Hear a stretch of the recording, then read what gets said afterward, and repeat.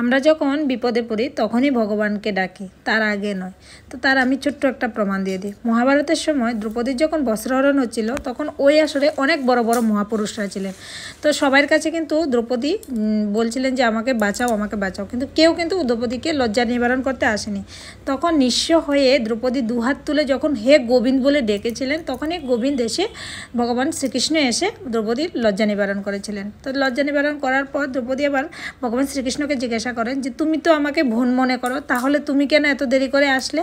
তুমি কি আগে থেকে যে পারতে না সব কিছু বন্ধ করে দিতে?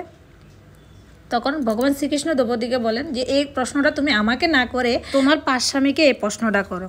ওরা যখন পাশা খেলতে গিয়েছিল তখন ওরা আমাকে ডেকেছিল। দুর্যোধন তো বলেছিল দুর্যোধনের হয়ে মামা শকুনি পাশা ফেলবে, তাহলে ওরাও তো বলতে পারতো আমাদের হয়ে ভগবান শ্রীকৃষ্ণ পাশা ফেলবে, তাহলে আমি দেখতাম যে মামা শকুনি যেতে কীভাবে।